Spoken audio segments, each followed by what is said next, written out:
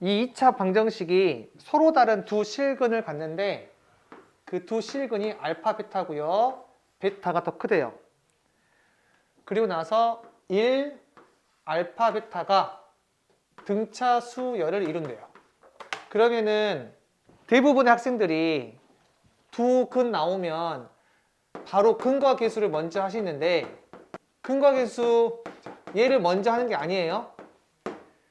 항상 인수분해가 되는지부터 따져야 돼요. 자, 얘는 인수분해 돼야 안 돼요? 인수분해 되죠. 그래서 인수분해를 먼저 하는 겁니다. 이렇게 인수분해 가능하죠. 따라서 둘 중 하나는 4고 둘 중 하나는 n 빼기 4가 되겠죠. 얘가 알파이고 얘가 베타일 수도 있지만 얘가 알파이고 얘가 베타일 수도 있죠. 그래서 첫 번째 케이스와 두 번째 케이스로 나누어서 문제를 풀면 된다. 5번은 fx가 나와 있어요. 이렇게. 그리고 모든 실수에 대해서 얘를 성립하고 얘를 성립한대요. 이 부분은 어떤 함수를 말하는 거예요? y축 대칭인 우함수를 말하는 거고, 자, 이 부분은 어떤 함수를 말하는 거죠? 주기함수라는 거를 말하고 있죠. 자, 그 다음 gx가 이렇게 나온대요. 그럼 여기서 이 부분 정리하고 싶을 것 같아요. 어떻게 정리하고 싶어요? 0이 아닐 때 1하고 있으니까 x가 0보다 크면 n 더하기 1이고 x가 0보다 작으면 얘가 음수니까 n 빼기 1이고 이게. x가 0일 때는 그대로 n 이렇게 나오죠. 자, 마지막 제줄에서 이 합성함수가 상수함수가 되는 60 이하의 개수를 물어봤는데 뭐가 나와 있죠? fx의 그래프가 나와 있죠. 우리가 이 식을 보고 그래프를 그릴 수 있는데 굳이 평가원에서 그래프를 줬다고? 왜 그럴까요? 무조건 이용하라는 얘기 아닐까? 괜찮죠? 여기 합성함수가 상수함수가 되는 n의 개수를 물어봤는데 fgx를 한번 적어볼게요. 요 gx는 얘 아니면 얘 아니면 얘밖에 안 되죠. 그러면 얘가 상수함수가 되려면 이렇게 이 gx가 어떤 값이 되더라도 항상 값이 같아야만 상수함수가 되지 않을까요?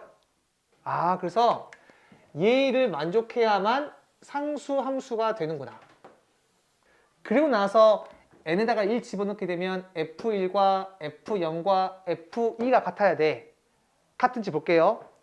f0과 f1과 f2 같아요, 안 같아요? 같죠? 그래서 n은 1이 가능하구나. 자, n이 2 가능할까요? f3과 f1과 f2가 같나요? 같지 않죠? 그래서 2는 안 돼. 근데 우리가 이렇게 수식으로 하는 것보다는 얘한테 좀 이름을 붙여주면 좋아요. 뭐냐면 fn의 좌우 함수값과 fn이 같으면 된다. 이런 식으로. 그러면 n이 1일 때 좌우 함수값이랑 얘랑 같죠? 그럼 같다. 이렇게 이름을 붙여주면 조금 더 우리가 생각이 자연스럽게 흘러가요. 그냥 숫자를 대입하는 것보다는. 그러면 n이 2일 때는 안 되죠? 3일 때 어떻게 돼요? 안 되죠? 4일 때 돼야 안 돼요? 되지. 5 돼야 안 돼요? 안 돼요. 6 돼야 안 돼요? 안 돼요. 7 돼야 안 돼요? 되죠. 8 돼야 안 돼요? 되죠. 그러면 저라면 이 순간 여기서 멈췄을 것 같아요. 왜 그럴까요? 주기가 8이니까. 그 다음 어차피 똑같을 거거든. 그래프에서 확인하는 게 아니라 저 주기가 있기 때문에 8 됐어. 그럼 그 다음 9일 텐데 1에다가 8 더하면 9 나오잖아요. 그래서 9 가능하고 12 가능하고 15 가능하고 16 가능하고 이런 식으로 8씩 더한 게 다 가능하겠구나. 그러면 60 이하의 n의 개수 물어봤죠. 여기 끝에서 8씩 더해볼까요? 16, 24, 32, 40, 48, 56 나오죠. 요때까지는 다 몇 개씩 나와요? 하나, 둘, 셋, 4개 나오잖아요. 그래서 4 곱하기 하나, 둘, 셋, 넷, 다섯, 여섯, 7개 나오죠. 그래서 7 한 다음에 56 그 다음에 숫자가 누구예요? 57 되고 그 다음 숫자가 누구예요? 60이죠. 아, 2개를 더 더하면 되니까 여기다가 2를 더해서 정답이 30이 되겠네 라고 생각하지 않을까요? 자, 얘를 계산할 건데 제일 먼저 학생들이 이걸 보고 시그마 공식을 쓰고 싶어서 얘를 전개한단 말이죠. 그렇게 하지 말고 우리 시그마는 합을 연결한 것 뿐이죠. 그럼 얘는 합으로 표현하게 되면 2의 제곱부터 몇 가지 더한 거죠? 10의 제곱까지 더한 거죠. 그럼 얘는 0의 제곱부터 9의 제곱까지 더한 거니까 이 상태로 놓고 문제 푸는 게 훨씬 더 합리적이라는 얘기예요. 시그마 공식을 뭔가 이용한다는 생각보다는. 그래서 요거 몇 나오죠? 마이너스 1의 제곱 더하기 10의 제곱이니까 99가 정답이 되게. 3번 문제는 이러한 관계식이 있을 때 A1 더하기 A5를 구하라고 했습니다. 그러면 실제 문제는 직접 대입해서 계산하시면 돼요. 그게 왜 가능하냐면 항 번호가 작으니까 그냥 대입하면 되는데 얘가 만약에 1100이면요? 좀 난해하죠. 그래서 그럴 때는 어떻게 하냐면 잘 봐. 항 번호가 작지 않고 좀 클 때는 여기 두 개의 항 앞에 개수가 똑같죠. 그럴 때는 n 대신에 n 더하기 2를 한 번쯤은 집어넣어 봐야 돼요. 꽤 중요한 마인드야. 자, 이런 식이 있다고 쳐볼게요. 그러면 여러분들이 한 번쯤은 n 대신에 n 더하기 2를 집어넣어 봐야 돼. 이렇게 나오죠. 그 두 개를 한번 빼봐요. 그러면 an은 뭐가 되죠? an 더하기 2가 되죠. 바로 뭐가 나오지? 주기함수가 나와요. 이런 패턴이 많거든요. 지금 요거는 제가 여러분들한테 한 번쯤 이렇게 해볼 수 있어 라는 걸 이야기해 주는 거예요. 이렇게 나왔습니다. n 대신에 뭘 집어넣고 싶어요? n 더하기 2를 집어넣고 싶어야 돼. 이렇게 나오니까 자, 두 개를 똑같이 뺄게요. 그럼 an과 뭐가 같아져? an 더하기 3이 같아지죠. 얘도 뭐야? 주기함수 되죠. 어떤 느낌인지 알겠어? 이렇게 항 사이에 관계식이 있을 때 n 대신에 n 더하기 2를 넣어보기도 해야 돼요. 근데 꼭 n 더하기 1이냐? 그건 아니야. 예를 들어서 이렇게 있으면 n 대신에 n 더하기 뭘 넣고 싶어요? 2를 집어넣고 싶고 이거 주기 몇일까? an이 4가 보이죠? 그게 보여야 돼 이제. 그럼 봐봐. 얘 n 대신에 뭘 넣고 싶어요? n 더하기 2를 집어넣고 싶어야 돼요. 그러면 a n 더하기 2 플러스 a n 더하기 1은 3n 더하기 2죠. 두 개를 빼볼까?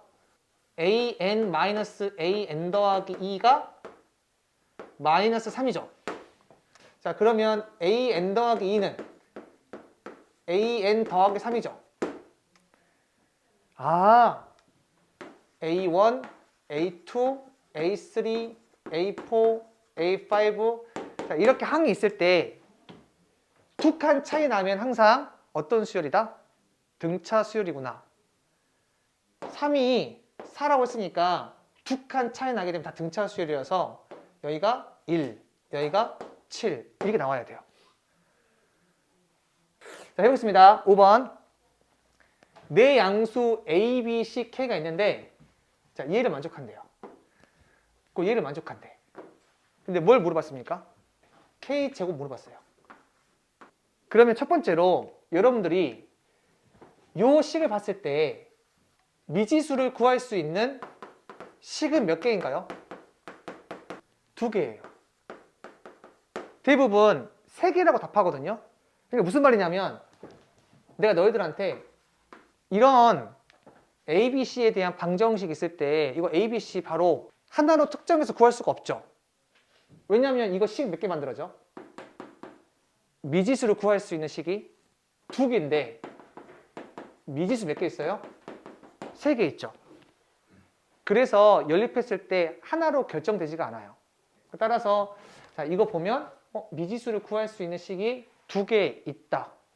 근데 밑에 또 관계식 1개 있죠. 그럼 총 식이 몇 개 있는 거예요? 3개. 미지수 몇 개 있어요? 4개죠. 아, 미지수 4개인데 얘를 구할 수 있는 식은 3개라서 뭘 할 수 있냐면 하나를 그냥 결정해도 돼요. 선생님 그게 무슨 말이에요? 여기서 식이 2개고 미지수 3개잖아요. 식이 미지수보다 하나 더 적으면 이 식을 만족하는 미지수는 무한계가 있어요. 그러니까 C에다가 0을 집어넣어 보자. 그럼 여기 뭐가 나와요? 3A 빼기 B는 1이고 여기는요 5A 빼기 B가 1이죠. 그럼 2개를 빼버리면 A 몇 나와요? 0 나오고 B는 마이너스 1 나오죠. 그렇다는 얘기는 요 식을 만족하는 수많은 A, B, C 중에서 하나를 뭐 한 거야? 찾은 거예요. 그래서 요 문제 봤을 때 미지수를 구할 수 있는 식이 총 3개인데 미지수가 4개라서 문자 하나를 그냥 설정해도 상관이 없겠다. 대신에 문자 하나 설정할 때 이 조건을 다 만족하는지 봐야 돼요. 내 양수 A, B, C, K라고 했죠. 내 양수라고 했으니까 내가 예를 들면 A를 4라고 했을 때 B, C, K가 양수가 될 수도 있지만 때에 따라서는 음수로 나올 수도 있어요. 그럼 다시 집어넣어 봐야 돼요. 조금 위험 부담이 있죠. 그런데 어려운 문제일수록 숫자 대입하면 또 정답이 나오는 기출문제가 많아요. 그럼 이제 내가 대입하지 않고 문제 풀어볼 건데 이렇게 등호가 연달아 2개 있죠. 그럴 때는 새로운 미지수로 하나 설정해가지고 잡아주는 게 좋아요. 이걸 P라고 해볼게. 이게 왜 좋냐면 모든 문자를 뭘로 표현할 수 있어요? P로 표현할 수가 있거든. 이렇게 다 문자를 P에 관한 식으로 바꿀 수가 있죠. 그래서 항상 등호가 2개 있고 문자가 여러 개 있을 때는 새로운 문자를 하나 잡아서 문제를 푸는 게 좋습니다. 그리고 이 로그의 변형이 좀 자유로워야 되는데 자, 무슨 말이냐면 로그 A에 B가 있어요. 자, 얘는 로그 B의 A분의 1 돼야 안 돼요? 되죠. 아, 밑과 진수를 바꾸면 서로 역수치가 되는 거죠. 그러면 여기 진수가 다 똑같지? 네, 예뻐요. 역수를 취하고 싶어야 돼요. 왜요? 그래야 밑이 같아지니까. 로그 P의 3 로그 P의 5 로그 P의 K. 우리가 로그 관련된 문제는 밑을 항상 일치시켜줘야 됩니다. 자, 그리고 나서 나식을 한번 이용해 볼게. 나식은 로그 C가 여기 빼기는 진수에 나눗셈이 되니까 로그 2A 더하기 B분의 2AB 이거죠. 자, 그러면 C는 2A 더하기 B분의 2AB죠. 여기서 뭘 하고 싶어요? 역수치하고 싶어야 돼요. 왜냐면 이렇게 나와서 이렇게 나오거든. 우리 아까 역수가 밑이 같았잖아요. 그래서 역수에 대한 식이 나올 수 있도록 만들어줘야 되기 때문에 여기서 역수치해서 밑이 같게끔 만들어준다는 생각. 따라서 C분의 1은 로그 P의 K고 B분의 1은 얘가 되고 얘는 이렇게 나오죠. 따라서 K는 뭐가 나와요? 5 루트 3이니까 K제곱은 75가 되죠. 그러면 생각해봐. 요 P의 값이 어떤 값이든 간에 답이 바뀌어요? 안 바뀌어요? 안 바뀌잖아요. 예를 들어봐. P가 3이었다고 해보자. 그럼 A가 몇 나오죠? 1이죠. B는 몇이에요? 로그 5에 3이죠. 그런 식으로 내가 A를 하나 결정해 놓고 나머지 걸 다 결정을 해도 정답은 안 바뀔 거예요. 아까 내 말이 그 말이야. 미지수 하나 설정해 놓고 방금 뭐 A를 1로 설정한 상관없고 2로 설정한 상관없고 A를 먼저 설정한 다음에 K를 구했어도 상관이 없었을 거라고요. 이해되시죠? 여기까지?